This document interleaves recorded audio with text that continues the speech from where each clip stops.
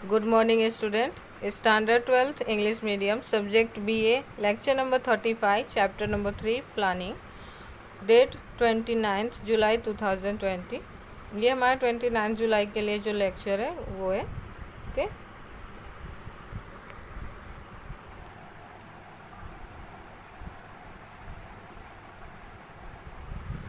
Okay students, आज हम देखेंगे process of planning.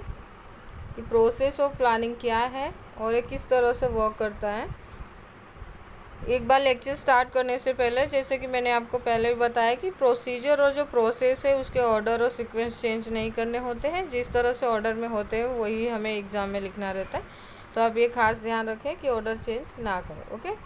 First point है डिटर्मिनेशन ऑफ ऑब्जेक्टिव.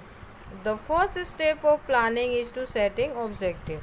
प्लानिंग करते समय सबसे पहले हम क्या सेट करते हैं? ऑब्जेक्टिव. मैनेजमेंट का फर्स्ट टॉपिक क्या है? प्लानिंग. ओके. मैनेजमेंट का फर्स्ट टॉपिक है प्लानिंग. और प्लानिंग करते समय जो हम पहला स्टेप लेते हैं वो होता है हमारा setting of objective. Object set करना कि बिजनेस में आप एग्जैक्टली करने क्या वाले हैं. It is said that if the objectives are determined in a proper manner, planning become useful to the management. ऐसा कहा गया है कि if objective are determine in proper manner, अगर आप जो ऑब्जेक्टिव सेट कर रहे हो वो प्रॉपर तरीके से कर रहे हो तो क्या होगा ना कि जो planning become useful to the management. तो प्लानिंग क्या होगा? मैनेजमेंट के लिए यूज़फुल हो जाएगा. अदरवाइज बिना सोचे समझे अगर कोई भी ऑब्जेक्टिव सेट करोगे तो जो मैनेजमेंट के लिए जो प्लानिंग का जो वर्क है ना वो कम हो जाएगा या फिर वो वर्क ही नहीं करेगा. समझ रहे हो? ठीक है. नेक्स्ट है objective should be pragmatic if means they should be realistic and intellectual. Okay. ये pragmatic होता है. इसका मतलब क्या होता है कि pragmatic होने का मतलब क्या होता है? तो रियलिस्टिक यानी रियलिटी से जुड़ा होना चाहिए, जो रियल में वर्क कर सके. ऐसा नहीं कि जो आप बोलते हैं बैठे बैठे सपने देखते रहेगा, सपने में कुछ भी सोच लिया, वो पूरा नहीं होता. मीन्स कि ख्याली पुलाव नहीं पकाने. यहाँ पे आपको रियलिस्टिक में क्या चीज़ें वर्क कर सकती है इस तरह का आपको ऑब्जेक्टिव सेट करने हैं. एंड इंटेलेक्चुअल होना चाहिए. नॉलेज से लिया गया एक टॉपिक है ऑब्जेक्टिव. नॉलेज से रिलेटेड है. बिना नॉलेज के, बिना किसी जानकारी के अगर आप कोई भी ऑब्जेक्टिव सेट करते हो तो फेल होने के चांसेस क्या हो जाते हैं? इंक्रीज हो जाते हैं. तो ये था डिटर्मिनेशन ऑफ ऑब्जेक्टिव और सेटिंग ऑफ. डिटर्मिनेशन अगर आपको याद ना रहे तो आप इसके जगह पे सेटिंग ऑफ ऑब्जेक्टिव भी लिख सकते हो. ठीक है. Setting of objective. ठीक है. ये भी आप यहाँ पे लिख सकते हो. ठीक है. सेकेंड आता है हमारा, सेकेंड पॉइंट है क्लैरिफाइंग प्लानिंग प्रीमाइसेस. अब हमें प्लानिंग प्रीमाइसेस को क्लियर करना है, क्लैरिफाई करना है. After determining objective, clarification of planning premises is must be in the planning process. उसके बाद आपको प्लानिंग प्रीमाइसेस सेट करना है प्लानिंग प्रोसेस के लिए. नेक्स्ट आता है दिस प्रीमाइसेस मीन्स अजम्पशन और फोरकास्टिंग. अब जो प्लानिंग के अंदर जो हम प्रीमाइसेस सेट करने वाले वो प्रीमाइसेस रियल में है क्या? तो वो एक अजम्पशन है और फोरकास्टिंग है. जैसा कि आपको पता है कि प्लानिंग हम प्रेजेंट में यानी आज के दिन में बैठ के कर रहे हैं, लेकिन कर किसके लिए रहे? आने वाले टाइम के लिए. कि आने वाले टाइम में हमने जो सेट ऑब्जेक्टिव करी है वो क्या काम करेगा या नहीं. यानी ये एक सिर्फ क्या है? अनुमान है, एक अजम्पशन है, एक फोरकास्टिंग है. जो हम ये सोचते हैं कि हमारा भविष्य ऐसा होगा पर रियल में वैसा होगा ये हम कह नहीं सकते. तो ये क्या है? This premises means. अब ये पूछेगा, अगर क्वेश्चन ऐसा छोटा सा बना सकते हैं यहाँ पे.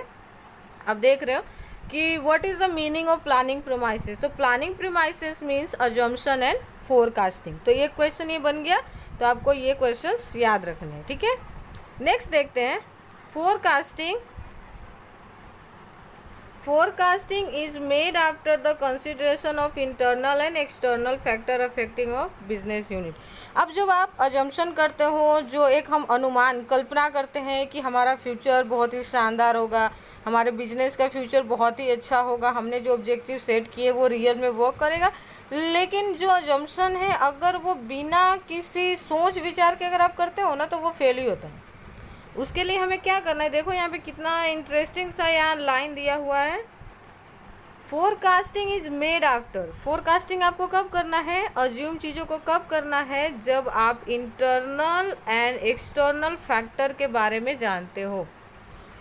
मान लो कि एक्सटर्नल और इंटरनल फैक्टर आने वाले टाइम में चेंज होगा, पर पूरी तरह से तो चेंज नहीं होगा ना, 100% चेंज नहीं होता कोई चीज़ें, कुछ % चेंज हो सकता है। तो अगर आप अपने बिजनेस के अंदर की बातें, बिजनेस के बाहर की बातें, जो आपके बिजनेस को असर करने वाला है, वो चीज़ें जानोगे, तो जो अज्यूम करोगे ना, वो चीज़ें जल्दी से सक्सेसफुल होगी। If the premises are not clear and precise, there is a possibility of failure of planning. अगर आपका जो प्रीमाइसेस, जो अजम्पशन, जो फोरकास्टिंग है वो क्लियर नहीं है, प्रिसाइज नहीं है, तो जो प्लानिंग फेल होने के जो चांसेस होते हैं, पॉसिबिलिटी होती है, वो क्या हो जाता है, इंक्रीज हो जाता है। तो गाइज ये था हमारा second point, clarification of planning premises. अगर कोई भी प्रॉब्लम हो तो आप ज़रूर पूछ सकते हो नीचे कमेंट में। ओके, नेक्स्ट है हमारा point number 3, collection and analyse of information.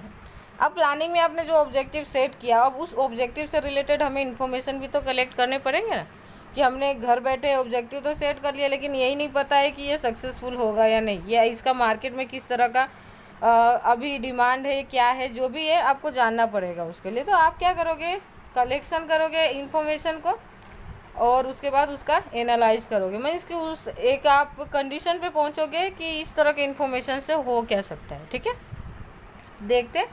After planning premises, necessary information has to be collected either directly or indirectly. Planning premises, first हमने क्या किया, डिटरमाइनिंग द ऑब्जेक्टिव। सेकेंड हमने प्लानिंग प्रीमाइसेस डिसाइड किया। Third था collection and analyse of information. तो जब आप planning premises कर लेते हो, उसके बाद नेसेसरी इन्फॉर्मेशन, आप देख रहे हो यहाँ पे नेसेसरी इन्फॉर्मेशन मीन्स कि आपके लिए जो नीडफुल इन्फॉर्मेशन है उसको कलेक्ट करोगे। कहाँ से, तो डायरेक्टली और इनडायरेक्टली। आप सामने खुद जाके मार्केट रिसर्च कर सकते हो, लोगों से मिल सकते हो, फॉर्म की विजिट कर सकते हो और वहाँ से इंफॉर्मेशन ले सकते हो। और दूसरा इनडायरेक्टली मीन्स कि जो अदर सोर्सेस है वहाँ से भी आप इंफॉर्मेशन कलेक्ट कर सकते हो। After collecting of information, its classification, analyse and interpretation are to be done. एक बार इन्फॉर्मेशन कलेक्ट करने के बाद उस इन्फॉर्मेशन को क्लासीफाई करना है, मतलब अलग अलग कैटेगरी में डिस्ट्रीब्यूट करना है कि कौन से कैटेगरी के लिए कौन सी इन्फॉर्मेशन यूज़फुल है। नेक्स्ट उसका करेंगे हम एनालाइज करेंगे कि उसकी रियलिटी कितनी है इस इन्फॉर्मेशन में। उसके बाद इंटरप्रेटेट करोगे, मीन्स कि जो चीज़ें आपको लग रहा है कन्फ्यूज़न भरी है कि ये काम नहीं करेगा, तो इंटरप्रिटेशन करना मतलब कि उससे रिलेटेड है ना, आप जो सोर्सेस अवेलेबल है वहाँ से आप इसको एक बार चेक ज़रूर कर सकते हो। नेक्स्ट आता है it help to make assumption to get expected result in future. और ये सारी चीज़ें आपको हेल्प करेगी किस में, तो जो भी आपने इस एक्सपेक्टेड रिजल्ट सोचा है अपने बिजनेस के लिए, फ्यूचर के लिए, उसको सक्सेसफुल बनाने में। तो ये था हमारा 3 पॉइंट्स। अब नेक्स्ट पॉइंट देखते हैं। पॉइंट नंबर 4 आता है यहाँ पे, प्रिपरेशन ऑफ अल्टरनेटिव प्लान। एक बार आपने प्लान तो सेट कर लिया, आपने प्लानिंग डिसाइड कर ली, लेकिन अगर आपके पास कोई अदर ऑप्शन नहीं रहा ना प्लान का, तो फेल हो जाओगे।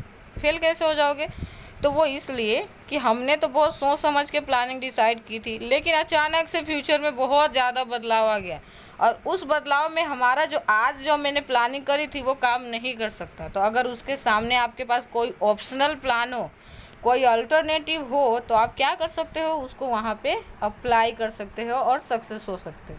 तो यहाँ देखते हैं, after collecting, analyse and interpretating information, alternative plan is to be made. सारे इन्फॉर्मेशन कलेक्ट करने के बाद, उसको एनालाइज करने के बाद, रिसोर्सेज से जानकारी कलेक्ट करने के बाद हम एक अल्टरनेटिव प्लान बनाते हैं कि सपोज हमारा जो मेन प्लान है वो वर्क नहीं करा, तो हम इस जो ऑप्शनल प्लान है, जो हमारा अल्टरनेटिव प्लान है, उस टाइम पे उसको वहाँ पे अप्लाई कर सकते हैं। A list of alternative is to be prepared, for example to sell a goods either by producing or purchasing. Suppose कि आपने प्लानिंग की है किसी गुड्स को प्रोड्यूस करने का, मीन्स कि किसी प्रोडक्ट को आप बेचना चाहते हो मार्केट में और उससे बेनिफिट कमाना चाहते हो, तो यहाँ पे हमें ये सोचना है, हमारा फर्स्ट प्लान था कि हम गुड्स को प्रोड्यूस करें और फिर उसको बेचें। अब दूसरा प्लान हमारा क्या होगा कि सपोज कि प्रोडक्शन करने में हमें परचेजिंग से ज़्यादा खर्च हो जा रहा है, तो हमारे लिए बेनिफिशियल क्या होगा कि हम उस जगह पे, जो मेन प्लान है उसके जगह पे हम क्या करें, गुड्स को परचेज करें कहीं और से और फिर उसको सेल करके प्रॉफिट कमाएं। तो ये था, ये हमारा प्रिपरेशन ऑफ अल्टरनेटिव प्लान। अगर कोई भी कन्फ्यूजन हो रहा है तो प्लीज़ मुझे बताना, ठीक है। नेक्स्ट है क्वेश्चन नंबर हमारा पॉइंट्स नंबर 5 है इवेल्युएशन ऑफ अल्टरनेटिव। अब जो अल्टरनेटिव हमने जैसे कि प्रोडक्शन के जगह पे हमने परचेजिंग का जो ऑप्शन चुना, तो क्या वो इवेलुएट हो सकता है, तो उसका इवेलुएशन करना भी ज़रूरी है। Evaluation of alternative, various alternative which are considered feasible are taken for the detail evaluation. जो भी आपने अल्टरनेटिव प्लान डिसाइड करी है, कंसिडर्ड किया है, वो फिजिबल है या नहीं है, उसको हम डिटेल में इवेलुएट करेंगे। मीन्स कि यूज़फुल है कि नहीं है हमारे लिए, ठीक है। फिजिबल का मतलब क्या होता है, तो यूज़फुल होता है, ये मतलब आपको याद रखना है, आपके लिए ये बेनिफिशियल है या नहीं, ये कह सकते हो। Factor affecting the business unit and contribution of each alternative is considered. Factor affecting a business unit and contribution of each alternative is considered. Factor affecting business को कौन सी चीज़ें अफेक्ट करता है, तो आपको पता है इंटरनल और एक्सटर्नल सोर्सेस होते हैं, वो अफेक्ट करता है। तो उस सिचुएशन में जो आपने अल्टरनेटिव प्लान डिसाइड किए, उसका कंट्रीब्यूशन सक्सेस में कितना रहेगा, ये चीज़ें हमें वहाँ पे चेक करनी है, ठीक है। नेक्स्ट है हमारा पॉइंट नंबर 5 का थोड़ी सी लाइनिंग बाकी रह गई है, वो देख लेते हैं। Business unit prepare an ideal plan as a model with the help of operational research. Business unit क्या करती है, एक आइडियल प्लान बनाती है, मॉडल बनाती है with the help of operation research, यानी OR। यही MCQ में इसका फुल फॉर्म या फिर 1 सेंटेंस क्वेश्चन आंसर में फुल फॉर्म पूछ लेते हैं, what is the full form of OR, तो आपको याद रखना है ऑपरेशन रिसर्च, ओके। तो हम क्या करते हैं, ऑपरेशन रिसर्च मीन्स कि आप बहुत सारे सर्च करके, बहुत सारे रिसर्च करके अपने प्रोजेक्ट से रिलेटेड, उसके बाद आप एक ऐसे प्लान बनाते हो, एक ऐसा मॉडल क्रिएट करते हो जो हमारा फेल होने के जो चांसेस होते हैं उसको रिड्यूस करता है। नेक्स्ट आता है हमारा point number 6, selection of best alternative. अब आपने बहुत सारे अल्टरनेटिव प्लान बनाए ना, मेन प्लान के अलावा भी बहुत सारे ऑप्शनल प्लान आपने बनाए, लेकिन उसमें से किसको रखने का, सबको तो लेके नहीं जा सकते ना आगे के लिए, तो किसी एक का सिलेक्शन करेंगे। तो the various alternative are evaluated, analyse, scrutinise and for the selection of best alternative. एक बार सारे अल्टरनेटिव प्लान बनने के बाद सबको हम इवेल्युएट करते हैं, फिर एनालाइज करते हैं, फिर स्क्रूनाइज करते हैं, और उसके बाद हम क्या करते हैं, एक बेस्ट अल्टरनेटिव डिसाइड करते हैं, ओके। नेक्स्ट आता है यहाँ पे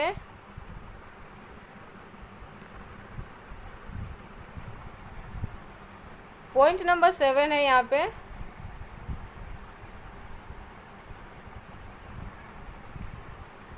formulation in evaluation of subsidiary plan. अब सब्सिडरी प्लान को किस तरह से इवेल्युएट करना है, फॉर्मुलेशन में लाना है, वो देखते हैं यहाँ पे। Different project and alternative have considered as per basic plan in support of basic plan और in support of basic plan, okay. Different project और alternative have considered at basic plan और in support of basic plan. जितने भी alternative plan होता है उसको क्या माना जाता है उस मेन प्रोजेक्ट के लिए, तो वो बेसिक प्लान माना जाता है। क्या माना जाता है, बेसिक प्लान और सपोर्ट ऑफ बेसिक प्लान, ठीक है।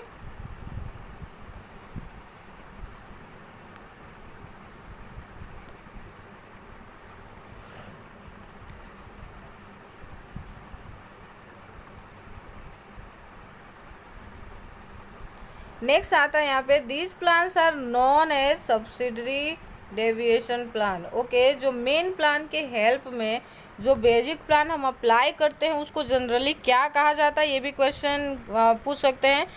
What is the other name of supportive plan और अ बेसिक प्लान, तो आपको याद रखना है क्या कहेंगे उसको, सब्सिडरी डेविएटिव plan. For example, a car manufacturing company taking decision to make or buy tire, then known as subsidiary plan. जब कोई एक जो कार मैन्युफैक्चर कर रही है कंपनी, तो कार मैन्युफैक्चरिंग करना क्या हुआ, उसका मेन प्लान हुआ। लेकिन कार में लगने वाले जो टायर्स हैं वो खुद बनाए या परचेज करे, ये उसका क्या हुआ, सब्सिडरी प्लान हुआ। मीन्स कि ऑप्शन है उसके पास कि वो या तो मार्केट से भी टायर खरीद सकता है या खुद भी उसे बना सकता है। तो ये क्या हुआ कि मेन प्लान को ये क्या कर रहा है, ये चीज़ें सपोर्ट कर रहा है। ठीक है, तो इसको बोलते हैं सपोर्टिव या subsidiary plan, then known as subsidiary plan, और इसीलिए इसको क्या कहते हैं, सब्सिडरी प्लान। नेक्स्ट है as per the subsidiary plan, as the subsidiary plan is prepared, it is necessary to evaluate the same will not obstruct on basic plan in future। एक बार subsidiary plan prepare होने के बाद उसके लिए भी evaluation करना होता है, एनालाइज करना होता है कि ये मेन प्लान को सपोर्ट कर सकता है फ्यूचर में या नहीं। ओके, नेक्स्ट आता है हमारा पॉइंट नंबर 8। पॉइंट नंबर 8 है इवेल्युएशन ऑफ प्लान। लास्ट में हम करेंगे पूरे प्लान को इवेलुएट करेंगे। अभी तक हमने क्या किया था, जो सब्सिडरी प्लान और अल्टरनेटिव प्लान था उसी को हमने एनालाइज किया था या इवेलुएट किया था। अब हम पूरा जो मेन प्लान है हमारा, जो यहाँ पे काम करने वाला है, उसको हम यहाँ पे एनालाइज करेंगे। Okay, after formulation and evaluation of subsidiary plan, entire plan evaluated. Okay, एक बार सब्सिडरी प्लान को हम इवेलुएट कर लेते हैं, उसके बाद एंटायर प्लान यानी मेन प्लान है उसके ऊपर फोकस करके उसको जानने की कोशिश करते हैं। Whenever it is necessary a business unit take help expert and consultant to evaluate the plan. Okay, अगर आपको कोई भी ज़रूरी होती है, लगता है कि ये प्लान मेरे से इवेलुएट नहीं हो सकता है, तो आप किसी भी एक्सपर्ट और कंसल्टेंट की हेल्प ले सकते हो यहाँ पे, क्योंकि उनको बिजनेस से रिलेटेड बहुत ज़्यादा नॉलेज होता है, इसलिए वो आपको प्रॉपर तरीके से हेल्प कर पाते हैं। Helps to be correct opinion as well as take appropriate decision. ना वो सिर्फ आपकी हेल्प करते हैं करेक्ट ओपिनियन में, बल्कि वो आपको एक अप्रोप्रिएट डिसीजन लेने में भी आपकी हेल्प करते हैं, यानी सही डिसीजन लेने में। When we proceed